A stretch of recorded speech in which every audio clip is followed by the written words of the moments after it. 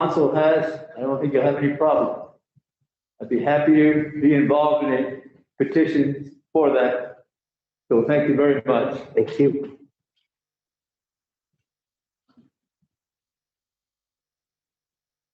I want to thank his words. I am in agreement with him. I live on 747 Elko Street. We've been there 23 years and we've been fine with the name. I'm my condolences to this person that passed away and he's, giving this money for the schools. But exactly, I emphasize school. The school should be the one to impact, or the new school should be named something that involves the school. Not something that involves all the community that we all have to change a lot of practices. Maybe it's going to impact finance to change our paperwork of escrows and stuff like that. A lot of people live on that street. And maybe like a suggestion, and things like this, put it in the water bill that's going to be on the agenda, so people can be aware that this is happening, because it's going to affect them all that live at Elko Street.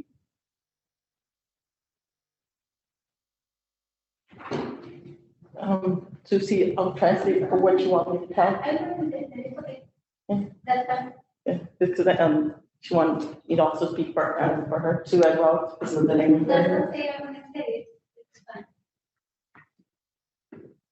¿Quieres decir algo? Thank you. Thank you. Anyone else?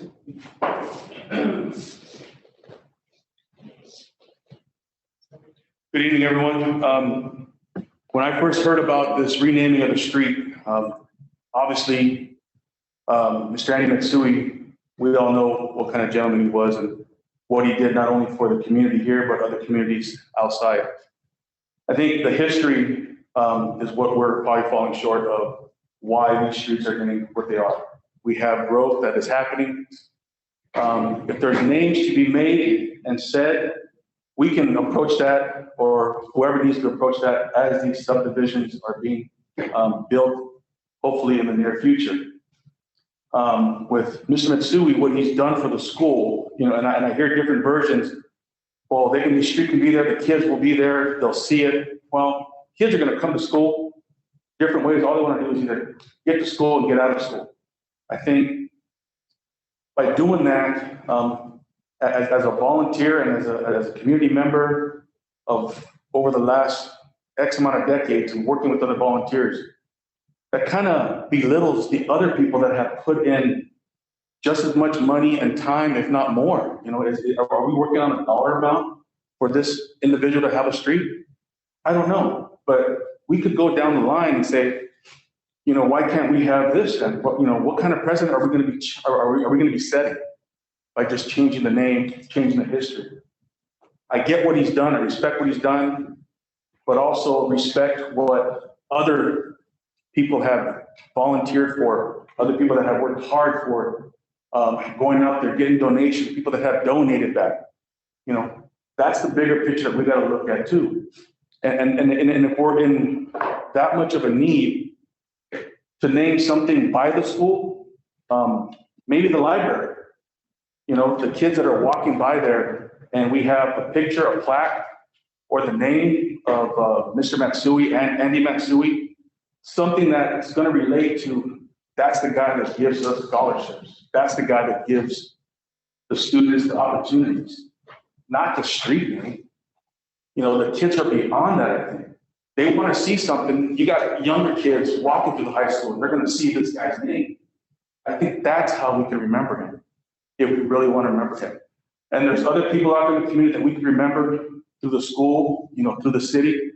So let's not fall short of remembering them as well. But then again, by putting this out and naming a street and changing the residents that are there, that are going to be affected with all of their billing and their paperwork and everything. I think if you read and even know Andy and his family, of all the all the, I don't want to say chaos, just the disturbance of having to do that to the community, you'd be like, I'm not about that.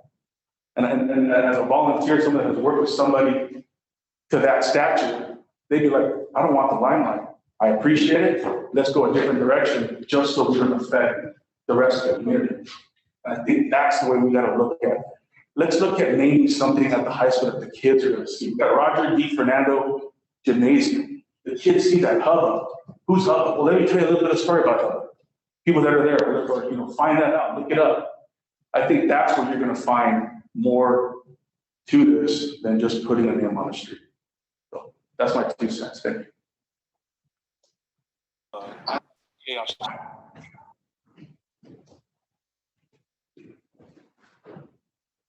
Good evening, Michael Ramirez, 627 Elko Street. And just like to piggyback a little bit on the concept of the history that's involved. I think it's important to keep history going. Been a resident of this community since 1977, previous back to that was in Soledad. And just at the high school level, when I walk into the stadium here at the high school, and I walk through there, I've been in sports run for many years, and it kills me when I see people when they change that name up there and put Gonzalez Football Stadium on the freeway, you see that go by. That's Dick Force Stadium. And signing now has Dick Force's names about this big. And Dick Force contributed not just so much monetarily, but his time as superintendent of the school, principal of the school. And that's why that stadium is named. Not even open, it's a little plaque, a little tiny little plaque. And it says Gonzalez Gonzalez Stadium. And that's not, you got to keep some history going. I've lived in that block, like I said, since, now since 1999. But I really feel like if you're going to name something after somebody, just look down the block on Elko Street. Look at Charlie Villegas, how much he volunteered, how much he sat up here. People like that, that were trained to give to the community. Look at Robert Baldwin, just got recently, how much he gave to his community. And not monetarily, but just how much sweat and blood they gave to building parks, to governing this community. I think things like that have to be looked at. I don't think it should be a rash decision made, by just the council. I think we gotta put this back to the community. Because it's important for them to feel the center of where we grew up. My kid grew up on my 2 children. And also it's important to where we're giving back to our community and how much, because there is that separation. The school has one thing, agenda, and the community has another. And the community school is important. Like I said, we've got to keep our district strong. Thank you. Thank you. Anyone else? Mary, do you have any comments online? Yes. We received an email from Jennifer Ortega today at 5:25 a.m. and it reads as follows. Hello, I'm reaching out to you in regards to the agenda item to rename Elko Street. I ask the City Council to reconsider this motion. Does the council and mayor consider naming a new housing development / city center instead of renaming a historic street name, enforcing the school district to incur added expense in updating letterhead, etc., as well as residents of Elko Street? Please consider to not move forward in renaming Elko Street. Thank you, Jennifer Ortega. We also received another email from Edna Valdez today at 2:21 p.m. and it reads as follows. Dear Mayor Rios and council members, my name is Edna Viri Valdez, and as a resident of Elliott Avenue, which is off Elko Street, I'm not in support of renaming Elko Street to Andy Matsui Way. In 1874, the layout of the town was done and streets were named Alta Street, Belden, Center, Day, and Elko. These were some of the first streets in Gonzales. These streets are part of our town history.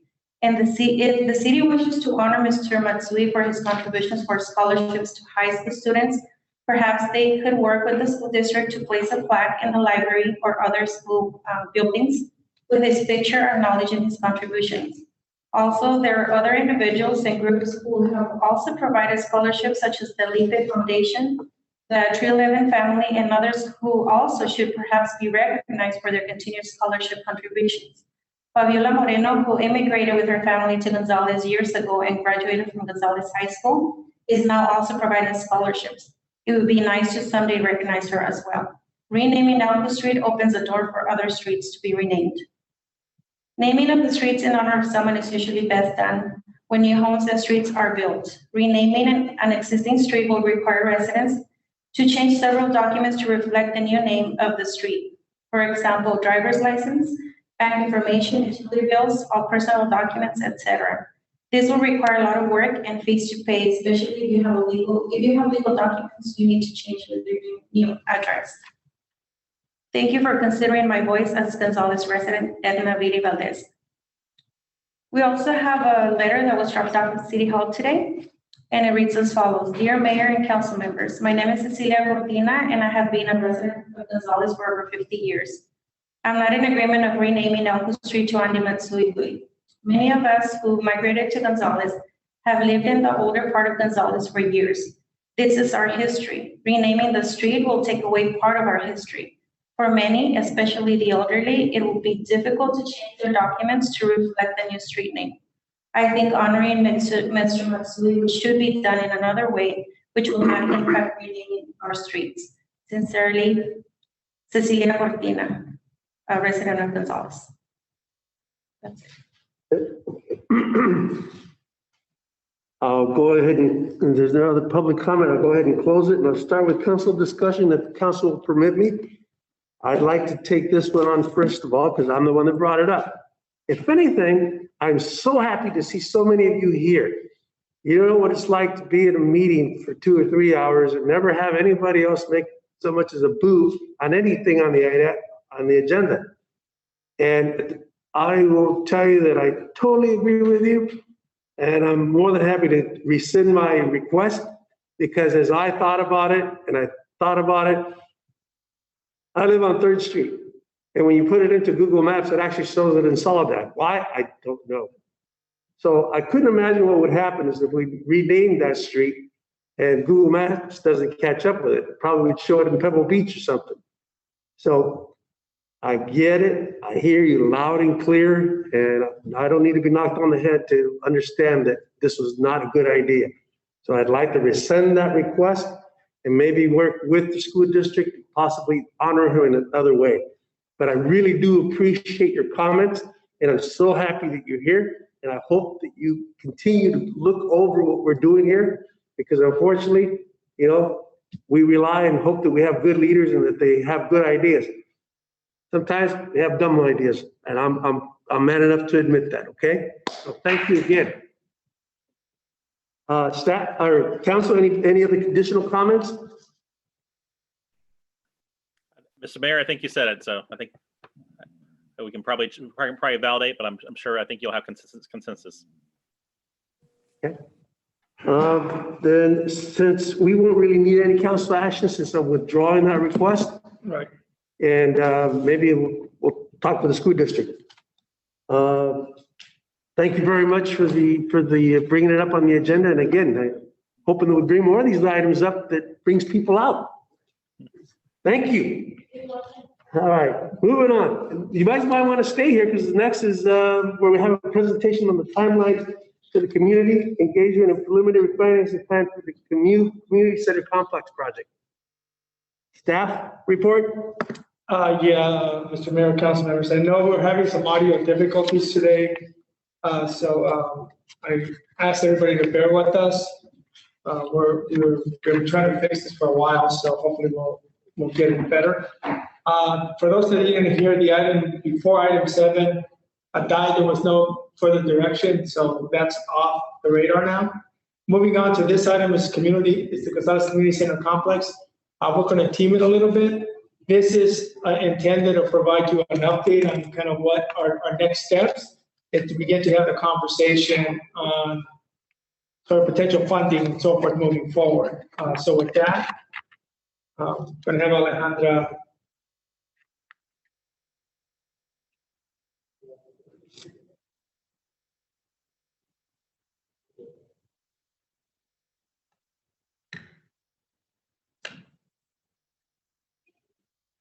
So what we have before us here is we're going to start with the community center. And the idea here that I presented was 3 levels of project cost, and not only for presentation and to really begin to get an idea of what we're going to do to move it forward. So I'm looking at 25, 20, and $15 million for the project. And I know there's a lot of numbers, and I also had a couple other assumptions. One assumption was Measure X. I'm putting in the estimated revenue source, but as you know, this is just one of many eligible projects for Measure X. I just want to be real careful and cautious. But at this point, I am estimating Measure X revenue between. Renee, can I just interrupt real quick because we're not seeing the full slide on the screen. So I'm not sure if people are following, but there's something. There you go. One more, the 25 million. Oh, that's weird. Okay. Then put 20 million. So thanks, Carmen. So the idea was to present 25, 20, and 15 million. I am assuming that Measure X revenue of 600,000 beginning in 21, 22, and I'm increasing it at a modest pace for future years as a potential revenue source for the community center. In addition to that, I'm looking at other potential revenue sources to move forward. So another one would be the city is going to be receiving $810,000 of CDBG funding for this cycle. That's going to come across in 2 installments in 22, 23, and 23, 24. So I'm applying that to the community center project. And also doing a really rough calculation on future impact funds from the new growth. So as the city grows, as we know, there are impact fees that are paid. And one of those impacts is for community buildings, community impacts. So I'm estimating a very modest growth of a few hundred houses a year and just bringing in some of that revenue. Debt service, so all of that would be used to offset our debt. Debt service is going to range from $1.1 million for the $25 million project. Of course, a lot of that's determined on the interest rate and so forth, all the way down to $713 at the $15 million project. Bottom line is that we're able to get the project cost down to $15 million and or raise sufficient funds to offset some of the expenditures. Future revenue sources would be sufficient to cover the project with very little stress. At $20 million, we might have to bring in some existing measure-wide funds that we would work with the advisory committee to do so, or find other revenue sources. And at $25 million, certainly we need to find additional revenue sources to be able to cover the debt. So that's, I guess in short, the project is doable. We have some work ahead of us.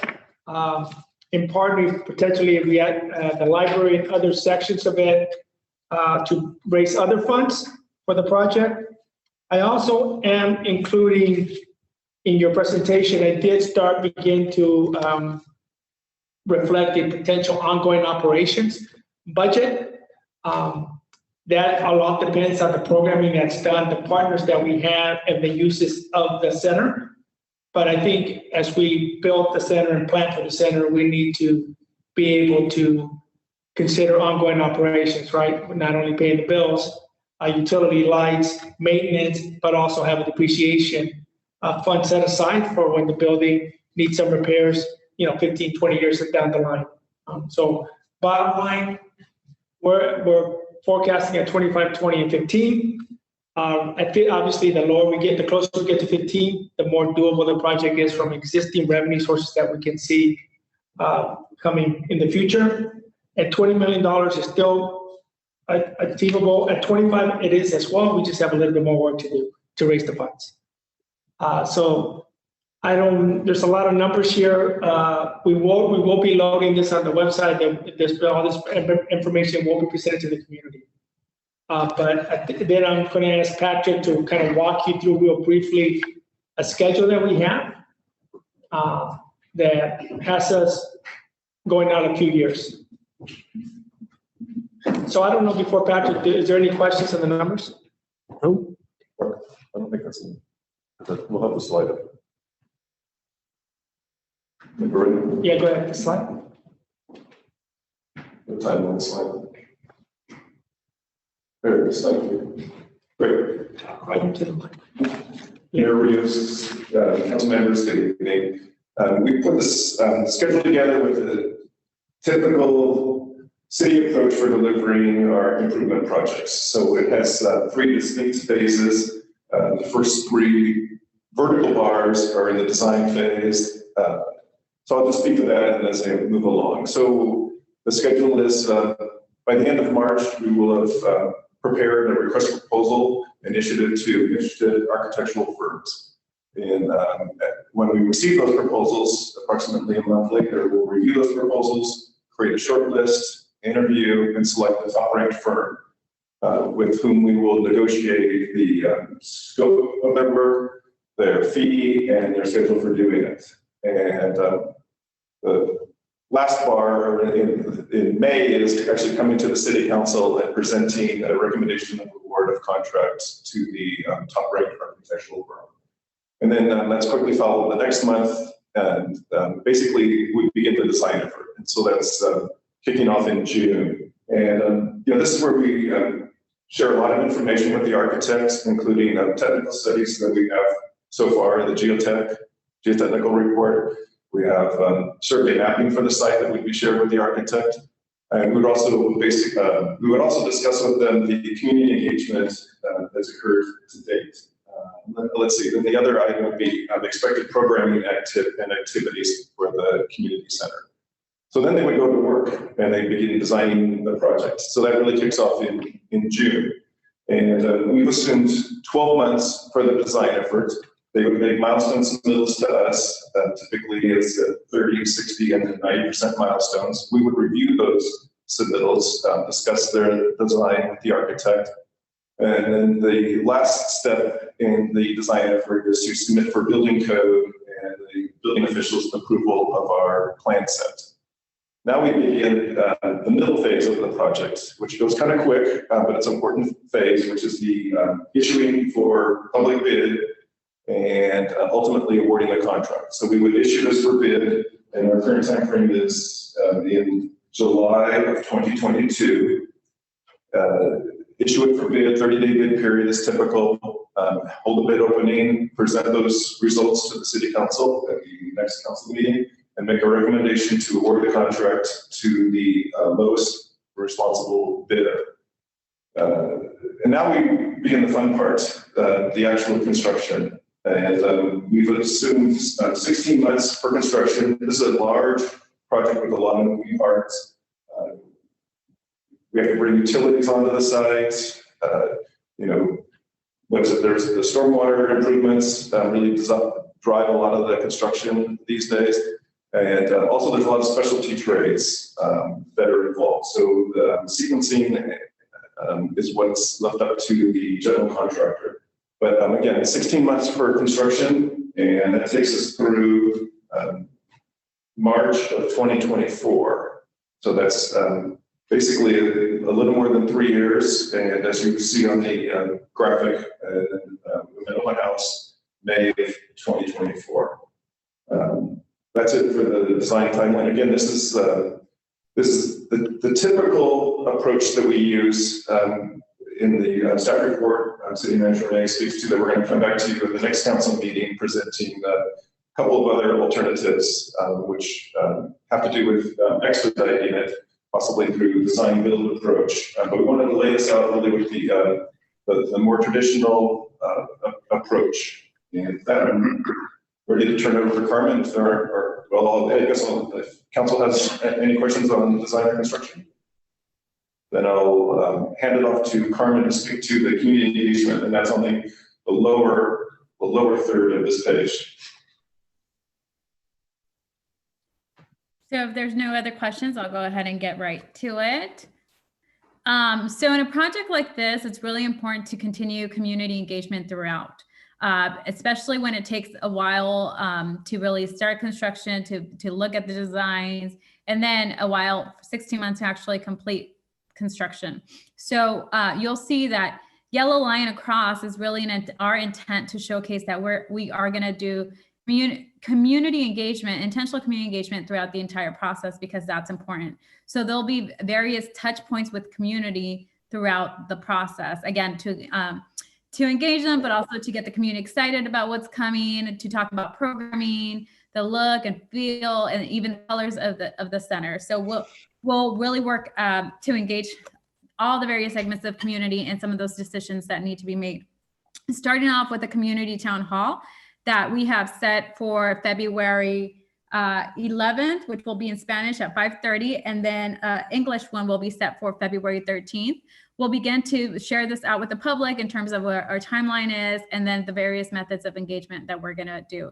As you see down below, we are anticipating having various surveys throughout the different times of the process. So they'll be online and in person as well. Obviously, in the current time and this year, abiding by all COVID restrictions. So we'll do it in a safe manner.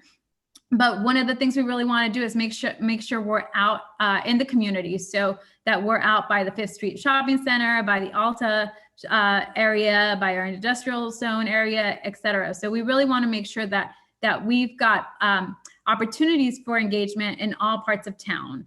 So we'll also do mailers out to the community, where folks will have questionnaires arrive in their mailbox, so they can answer that way. There'll be a lot of engagement through social media and different ways to take polls and questions that way as well. And then we plan some really fun interactive boards in the various locations that are key locations that our residents tend to visit a lot throughout our town.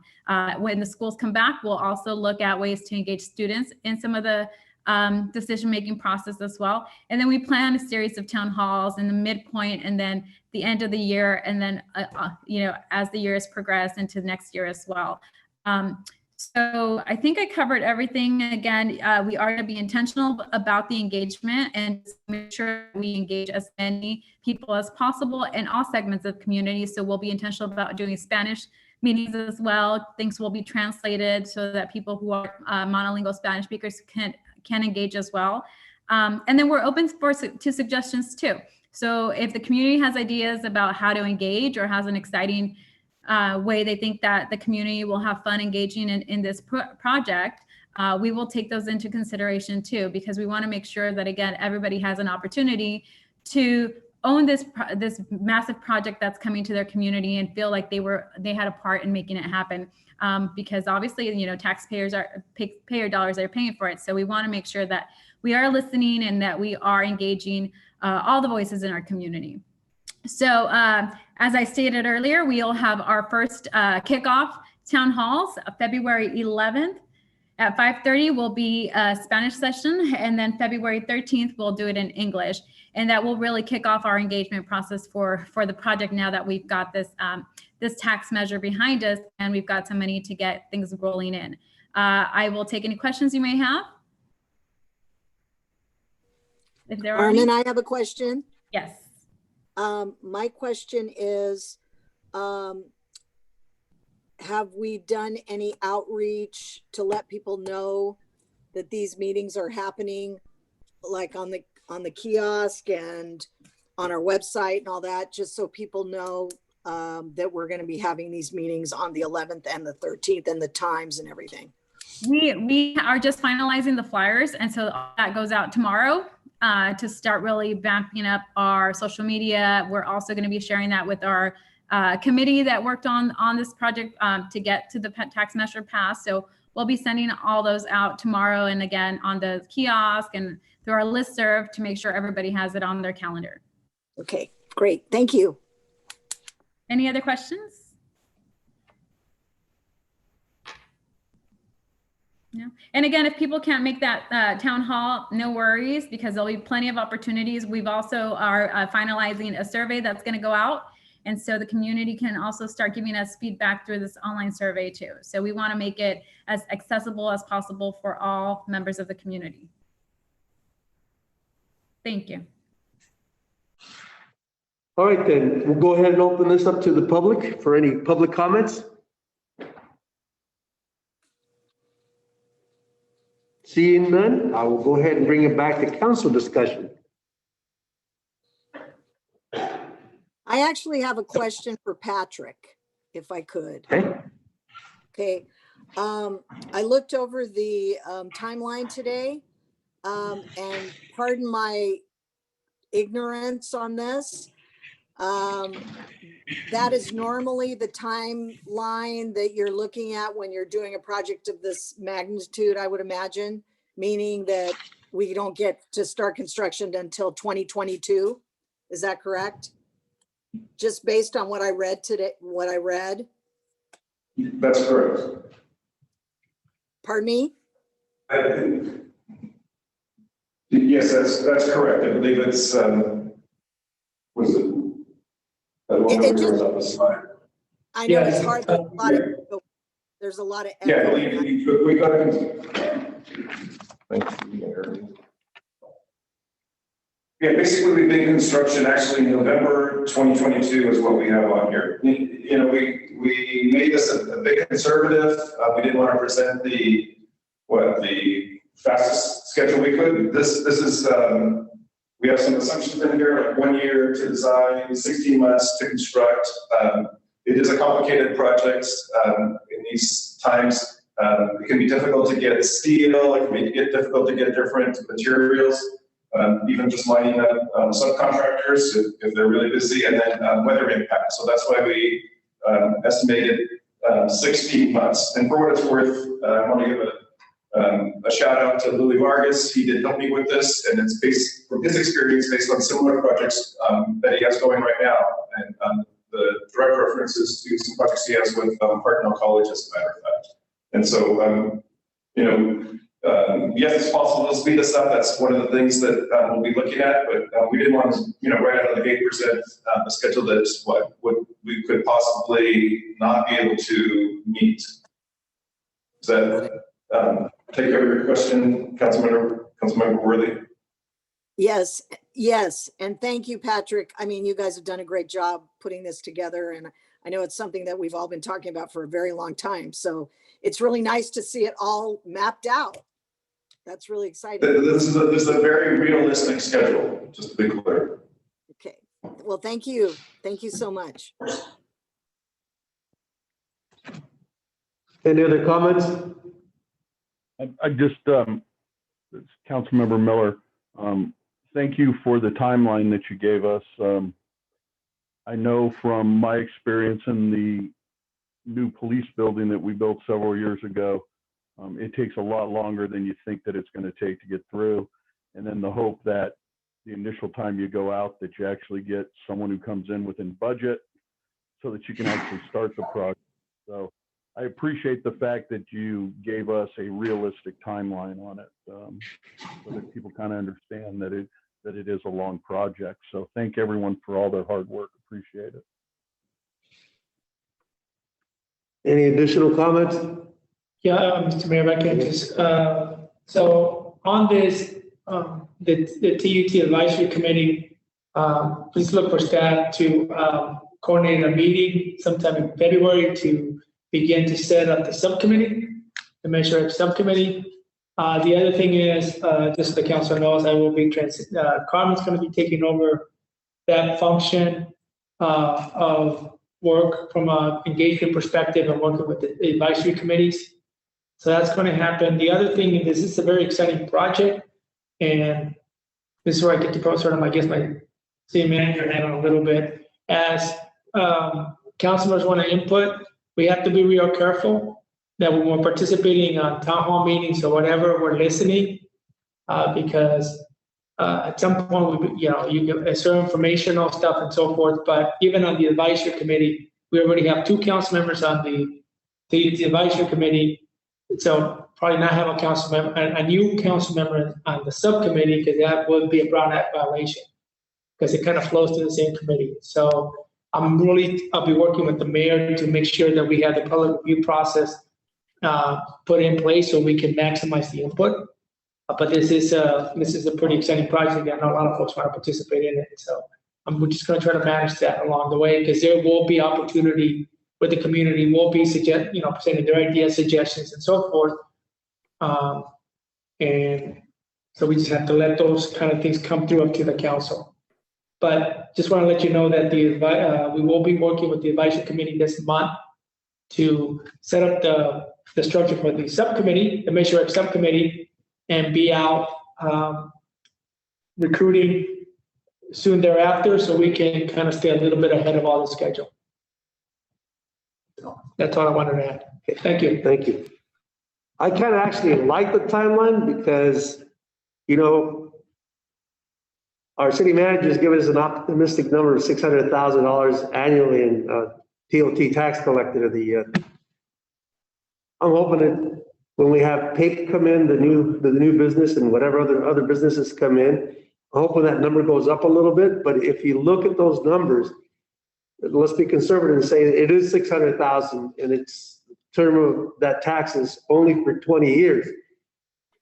I mean, that's roughly about, what is it, $14 million roughly? We don't even have enough to build the smaller of the three projects. So I'm okay with the time frame that we're showing because hopefully we'll have more realistic numbers coming. And then again, those aren't concrete because we have a pandemic. You know, if we were in Monterey with our tourist industry, those numbers would not even be close to what they were the previous year. I mean, they're looking at even staff reductions. We're fortunate we're relying on the ag industry. You know, God forbid anything happens there. So I'm okay with this time frame, and I think it's more realistic. Just to give you an idea right now, I know for a fact that Pacific Gas and Electric Company, which right now is our only utility provider, they're at least 12 months, if not 16 months of a project of this magnitude for engineering and design. So, you know, it's not going to happen next year as much as a lot of folks in the community would like. They got to be patient. It's something that's going to take time. And like I told Renee, I'd rather see a well-planned, well-built project because we're only going to do this once, at least in my lifetime. You know, some of the younger folks in the audience probably see maybe another community center on the other side of town. I certainly won't, and I'm okay with that. It's just this life. And so I appreciate the timelines and the guidelines, and I'm hoping for being optimistic, hoping for some money to come in. Hopefully, Carmen can just find all sorts of donors out there that want to give into the community. But, you know, let's be real. If it doesn't happen, it doesn't happen, but at least we have a plan moving forward. Council action, do we need any council action? We do not. You'll be needing council action next week. I mean, next council meeting when you're giving us direction which construction method to move forward on. But no action today. It was just an update. Okay. All righty. If we're done with that, then we'll go ahead and presentation on, update on COVID-19 numbers. Yeah, just very briefly. This is something that we've been doing every council meeting. One of the things, you can go to the next slide. So we're going to update COVID data, which you've been seeing, and then a vaccine update. Sorry, not that you go on to the next one. You notice that we can get a lot of calls and questions. Our active cases took a major dip. So as of the data that we had on the 29th, we're at 70 active cases. So the total cases has been going up, but it's not increasing as rapidly as it had been. But there was a data update. So the recovery portion of the numbers hadn't been updated, and working through the state and so forth. The County of Monterey finally started getting those numbers, and a little bit over a week ago, you saw some real major dips in our active cases. So we're at 70 active cases right now, which is a good sign. And I do want just folks to continue to stay vigilant and so forth, because our numbers are still going up, but nowhere near the pace that they were a few weeks ago. If you go on to the total cases in South County, you're going to see sort of the same thing, major increases and then kind of leveling off. All of that, obviously, they do have the prison population in their numbers, so that gives them a higher caseload. And then the other cities. And active cases, if you go to the next slide. not, everybody's seeing it, the numbers caught up, right? So everybody saw a huge dip in their active caseload, which is a good sign. But we have to be sort of cautious that we don't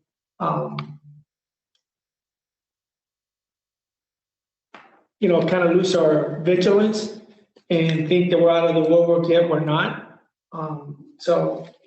But it does, I think it's just a timing thing. It's a good thing, but we've got the timing with our numbers caught up on the active cases, on the recoveries, and then we've seen a little bit more around the vaccine being rolled out. So I think those just hit at the same time, but please still stay vigilant. But now going on to the vaccine update, I'm going to ask Chief Musso to give you sort of an update on where we're at with our vaccine for city personnel. Good evening. Can everyone hear me all right? Yes. Okay, so just a quick update on our vaccines. So right now we're still going through the process of vaccinating all of our tier 1A, which is first responders, police and fire. The majority of the fire department now has had its first dose, with 8 of us now that have had our second dose, including myself. So that process is going smoothly. The police department, I believe Chief Wise reported earlier today that he only had 2 officers left to go, and they were going to be getting their first dose of vaccination. Unfortunately, they had to start a little bit later than we did because of some issues. So that's going along good. Also on the vaccine front, we're going through the process right now of getting our EMTs among our fire department approved to administer the vaccine. Now, what that means is it's a process we have to go through the county. There's some training involved, a lot of documentation, and things that have to be done. But basically, when we reach the end, our own EMTs within the fire department will be able to actually administer the vaccine to people when we start operating our own vaccine clinics. In order to get that done, we've partnered with some local health people in the healthcare industry locally, some registered nurses, some doctors, paramedics. And also today we had a really good meeting with some other partners from the city of Monterey. And those things are working together. We're going to work together on all those things to bring that out, so that when the vaccine becomes available in sufficient quantity to vaccinate the masses, we will be able to do that here on our own. Right now, the biggest limiting factor is simply the number of vaccines available. This week, I asked today at the meeting, this week, Monterey County received 4,200 doses of vaccine. The way that it's rolled out through the state is the county does not know how much vaccine they're getting for the next week until the Thursday night the previous week. So because of that, it's impossible to schedule clinics more than a week in advance. You don't know how much vaccine you're going to get. With the 2 current suppliers of vaccine being Pfizer and Moderna, the county does not expect our number of vaccines per week to go up significantly, at least for the next several weeks, until there is a third vaccination approved, which right now it looks like it's going to be the Johnson & Johnson vaccine. So once that gets approved and goes into full production and gets ramped up, then we should start seeing our allocation of doses go up. So we're working through it. We want to have all the groundwork done, everything in place, so that when we get the vaccines available, we're able to put them into the people's arms as quickly and easily as possible. And with that, I'll take any questions. Jason? Yes, ma'am. How are you feeling? I'm fine. Okay, that's my question, because you said you've been vaccinated with both vaccines. Well, one vaccine, but both doses.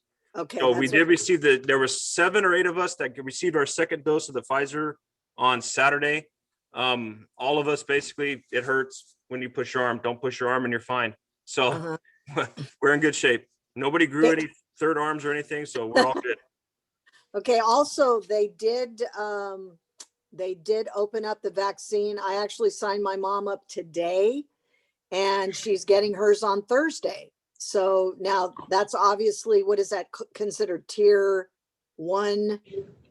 Is that what it is? No, that's still part of tier 1A. The Okay. 75 and older crowd was allowed into that tier. And yeah, my father went and got it last week down at Maine Memorial, and a few other people. And I actually signed my mother-in-law up today. She's going to go get it down at me this coming Thursday as well. So that tier is open along with the first responders and healthcare officials. We're all in one group. Okay, also, I heard something today that if you go to CVS or Safeway stores and you put your name on a list, if they have vaccine that's left over, they will actually call people and tell them, because apparently it's only available, it only lasts a certain amount of time. So if they vaccinate people and then they have leftover vaccine, they want to make sure they can get rid of it at a certain point. So I was told that today by a couple of people that actually put their name on a list. So I thought I would bring that up as well. Okay, that might be for something future, because I know that CVS was partnering to start administering the vaccine at some point. But my information from the county today was that that's not the case, not yet. Okay. I'm well, not then saying that's we're good. not going to get there, but we're not there yet. Okay, glad to hear it. Thank you for You're taking. welcome. Thank you. Okay, that's it. That's all I have.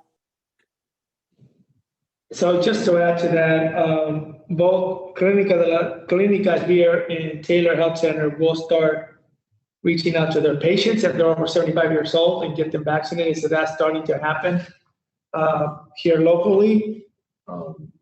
And the other thing is I have reached out to both of the directors.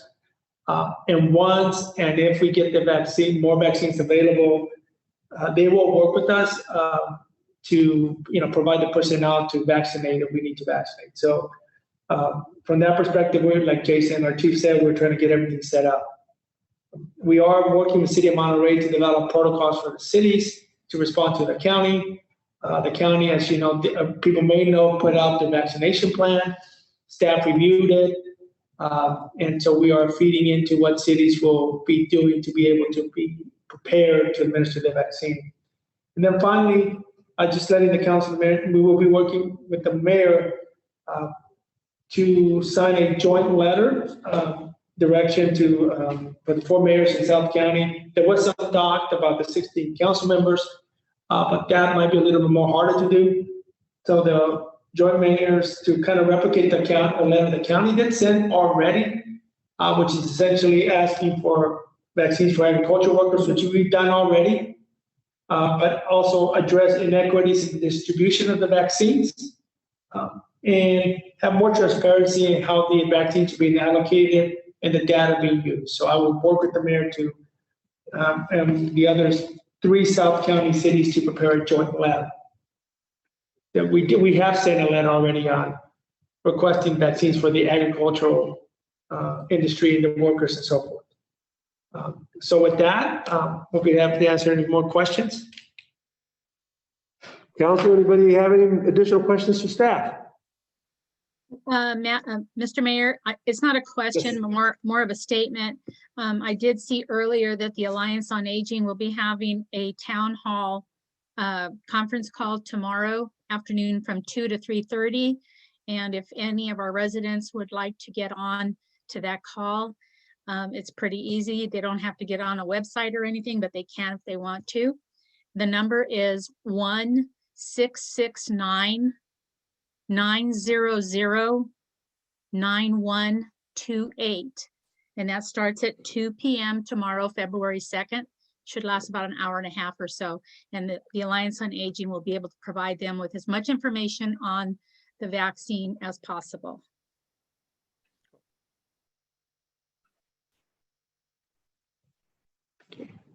And not to end things on a grim note, but she put it on Facebook, but I won't mention names.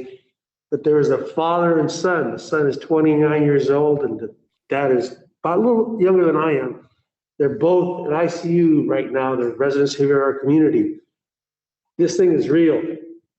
And, it doesn't discriminate. Everybody's been talking about, yes, and honestly, the elderly are the ones that are being hit the hardest.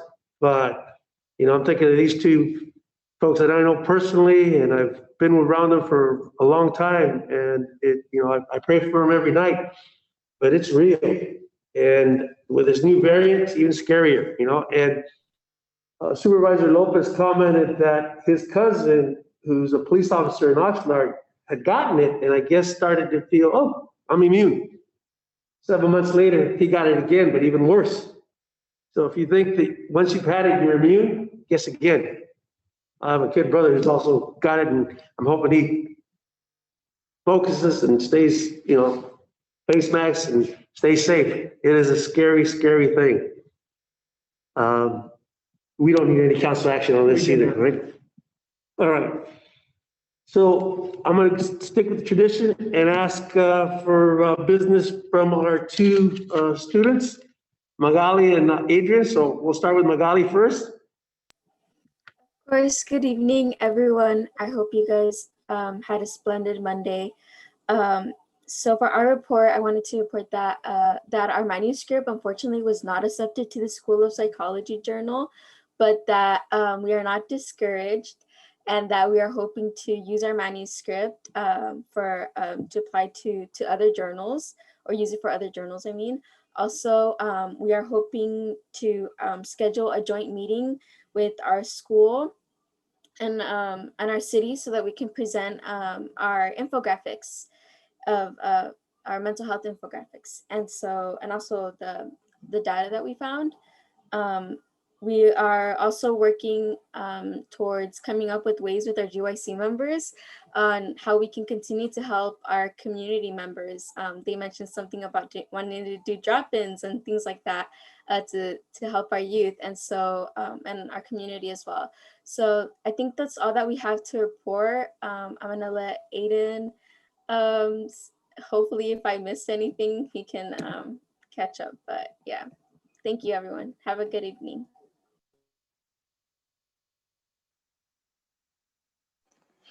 Hi everyone. We don't have anything else to report, but we just hope everyone has a great rest of their week and yeah, stay safe and healthy.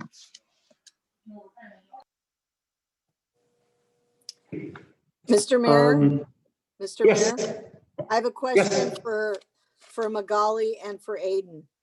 I know that I sound like a broken record because I ask this every time, but I just want to make sure, how's everybody doing? How are the kids doing? Are they talking to you all? Are you all having communication with each other, seeing how everybody's doing? I know the mental health issue is something that I know Carmen and I had a discussion about this today. I have a grandson who's your age, so he's going through some things right now too. So I want to make sure that you guys are okay. How are you doing? That's just the question. Well, I think it's tough for everyone, and we're all going through very different, I think, situations, but also some that are similar. I would like to speak on behalf of all of my peers, but I think that for myself, I'm really grateful that my family is healthy and that my siblings are doing well in school and that I'm doing well in school. I wish that I could say the same for everyone, but I know that there's some kids that are definitely struggling, in particular with school. But I hope that we can work towards helping those peers that have fallen behind, and also overall that we can continue to support our the rest of our friends and young people in our community by encouraging them to stay inside and also find things to do at home, because I know that it's really tough. I think that's what they're struggling the most with, just being stuck inside the house, and it's tough for everyone. But hopefully we can find ways to help and to make things better for everyone. If I can also add, Councilmember Worthy, that the GYC has had the opportunity for the last 2-3 weeks to have drop-ins with myself and Ms. Michelle to really decompress and talk about some of the issues that they're seeing. So I think that's been helpful. Some of them have come, and this is even aside from the regular GYC meeting, as on a voluntary basis. So allowing those spaces, I think, has definitely made a difference for our young people. Thank you, Carmen. Thank you, Magali. Business from City Council. So I'll start with Councilman Woodworthy. I don't have really anything except I do have one question. I don't even know if it's possible, but I'm going to throw it out there. I mentioned it today. I want to know if it would be possible to start a conversational Spanish class of some kind. I work with the food bank every third and fourth week, and I speak with our residents, and there are many of them that speak Spanish only. And they've all been so gracious with me with my broken Spanish. I was just wondering if there was anything that we can do. I know we've talked about adult school, we've talked about all these different agencies, but nobody just does conversational Spanish classes.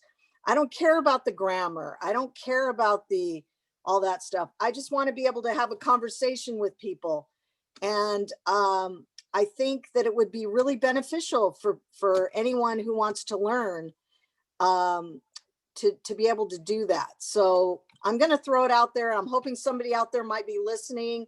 I've talked to the adult school. I know that they used to have classes many, many years ago, but they don't do it anymore. And I just think it would be so beneficial for folks like me who can kind of understand and can speak broken, and people are so kind all the time, but I want to be able to have a better conversation. So I just thought I'd throw that out there. So that's all I have. Thank you very much. And keep going, everybody. These numbers are so good to see 70 right now compared to where we were for COVID numbers. Keep going. That's great news. Thank you. Okay. Councilman Miller, please. Well, first of all, I'd like to apologize for missing the last meeting. I had a family health emergency going on, and I also lost an uncle to COVID back east, and another one later in the week. Our numbers are improving some. We just got to keep with the program, keep wearing our masks, and keep our social distancing. I'd really like to applaud our city staff, Public Works, our police department, our fire department for their responses to last week's weather event that we had. I know that it was very difficult, a lot of things going on in a lot of areas, and I think they did an exceptional job helping keep the residents of Gonzales safe. And then our fire department also going out into the rural area and dealing with a lot bigger of a mess than we had here in town. So I applaud you all for your very hard work, and thank you. And that is all that I have. Thank you, Mayor. Thank you. Councilwoman Silva. Yes, hi, thank you. First of all, I'd like to give a shout out to Magali and a crew that she put together, I think about a week and a half ago. And they were joined by Supervisor Lopez, and they did some cleanup between Corridor Road and coming south towards town. She said they got about halfway, but I think Supervisor Lopez indicated that it was a little over 700 pounds of trash and debris that was picked up that day. So I applaud you, Magali, for doing that, and your crew. Also, as Councilmember Miller alluded, I too want to give a shout out to our city staff, our first responders, for getting into action right away during our recent weather events. It was pretty nasty. I don't think in all the years I've been here, I've ever seen one quite like that. My rain gauge said 4.75 inches of rain within about a 48-hour period. That's just astronomical as far as I'm concerned. I was unable to get to work. I got about as far as the Caprera Ranch on Wednesday morning and saw that everybody was stopped. It looked like a parking lot. So I said, nope, coming back home, and I'll work from home. I'll be much safer inside my home than trying to be on the road. So the roads are not totally cleared up yet. So, if you're out and about, especially at night when it's harder to see what's out there, just be very, very careful. And anyhow, thank you again for keeping us safe. That's it. Councilman Blunt. Yeah, thank you, Mayor. Yeah, and actually likewise, actually the only thing I had tonight was to commend our city manager, Mendez, and his staff, in particular, obviously Public Works had a lot of effort out there, in our firefighters and police department as well. But definitely, thank you, for all the efforts on the planning. Obviously, a lot of things were in motion, a lot of calls, a lot of meetings, etc. And obviously a lot of time spent, and it definitely paid off. Obviously, you can't keep every culvert clear, 100% of the time, obviously, because you can clear them, and 10 minutes later, stuff gets washed down, right, and it's starting to plug. But I heard a lot of great comments from the community on all four corners, and so it was great. Obviously, we did have some flooding. In a few places, some minor stuff, and of course our parks, the Canyon Creek Park filled up and so forth. So I definitely look to staff here in a few moments, to hear. I'm sure it's part of Renee and update already, but definitely want to commend staff for all their efforts. So thank you very much.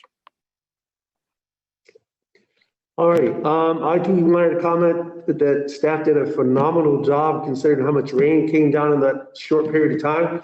And you might want to reach out to Caltrans and maybe teach them a thing or two, because that two-alarm happens every time we get a big flood. And I'm surprised at this point that Caltrans hasn't taken a more active role, because when you shut down a major highway like that, it impacts not just the local commuters, but even all the truck traffic that comes into our produce companies. And so I'm hoping that in the future, Caltrans really takes a deep look at that Chular intersection there. Is it a retention pond they need? Is it a big culvert across the freeway? But they need to do something, because it's really unfair that every time it happens, everyone's affected. Anyone that's going north. Fortunately, I'm retired, so I don't have to worry about that anymore. But I commend you guys for all the work that you did and how well you did it. Our community was kept safe and for the most part dry. So again, thank you. And that's really all I have. So we'll move on to business from the city manager. Yeah, just very briefly, let me just ask Sarah to give you guys an update on our programming upcoming. Go ahead. Yes. Good evening, Mayor, council members. I wanted to take this opportunity to let you know that we are, with our numbers declining, we are going to start up our Kid Power Academy again. That will be starting on February the 16th. We'll be notifying parents and the kids that will be starting up then. Also, we have many projects on our board in our office for the recreation department, and we are prepared as soon as the state says we can go on programs.